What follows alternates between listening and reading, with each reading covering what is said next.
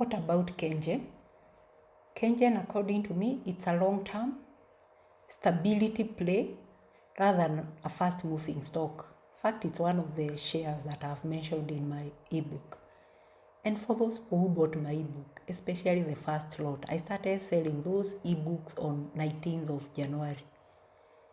And if you check the prices then, around 18th, 19th, because I picked the prices of the shares as at the date of writing the ebook. If you check the prices for those stocks that I've mentioned in that ebook and the prices as at today, Friday, most of them have gone up. And I hope you have enjoyed good capital gains and you are smiling all the way to the bank. But it will be so unfortunate you bought the book, you read, and you didn't implement what was in that book. You are losing a lot. Because most people who bought, and thank you so much for the ones who are buying and supporting me. If you implemented what was there, you bought those shares that I've mentioned there, you are in good capital gains. I've seen some stock have moved, even some more than 10 bob per share. That is for less than a month, because that was around 19th of January. So back to KenGen. As I have said, it's more of a long-term stability play rather than a faster moving stock. And if you look at their unaudited half-year financial statement that were announced 2 days ago, and I hope you're able to see those results, especially if you have invested in KenGen. As I keep on telling you, if you have invested in a certain company, anytime they announce the results, just go through them, whether it's half-year or annual reports. Just go through them and see whether the company is growing or not growing. So from their financial results, which one I think they were announced on Wednesday, there is some slight improvement on their revenue growth. Their profit after tax have gone slightly down, which is okay. They are not giving any interim dividend. But if you look at the Business Daily today, there was an article about KenGen, and they were talking about increasing their production capacity in the next few years. So what does that one tell you? It is continuing growing. Their financial results are not that badly off. So it's a fairly stable company, more of a long-term investment. And then if you are looking, and it's best suited for patient investors. If you are looking for steady returns and potential dividends, like yesterday, they paid us dividend. And I hope you invested those dividends. You didn't eat them. Let me use the word eat in quotes. I hope you invested, as we keep on saying here. So it's not for quick capital gains, because you see their price is there 8, 9, 10, even as the other companies are skyrocketing. This one, it's there.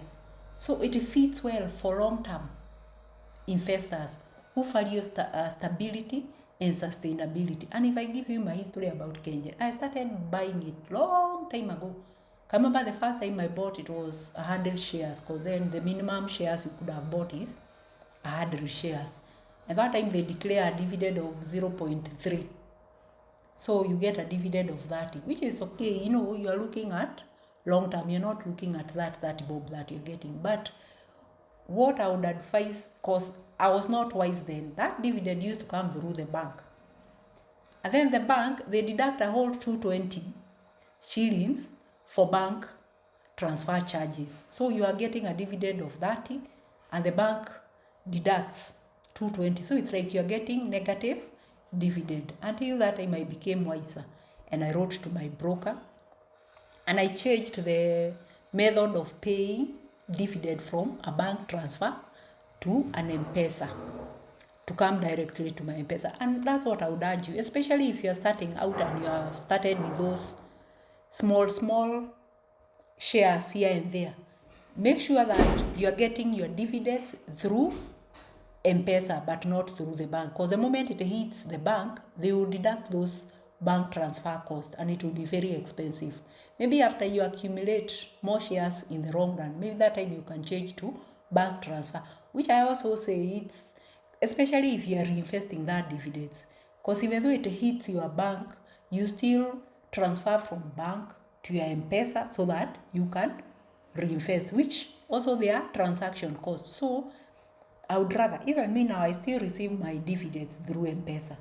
So that immediately they hit my M-Pesa account, I'm able to reinvest immediately. Instead of it going to the bank, then I transfer to my M-Pesa account and then I reinvest. So you can change that, write to your broker, and give you a form for you to change, and then they will communicate to the image registrar. Image registrar takes 1 month to effect those changes. And after 1 month, the moment you're getting your next dividend, you'll get them through M-Pesa. I thought it was important to tell you that, especially for the beginners. Otherwise, mtakuwa mnapata dividends. Assume now like you had 100 shares of KenGen and the dividend was 0.90. Unapata dividend ya 90 na bank inachukua 150 or 220. So it's like you're getting a negative dividend. So avoid that by selecting M-Pesa as a form of dividend payment. For ZD Trader, it's okay. The money will be coming to your M-Pesa account. Thank you.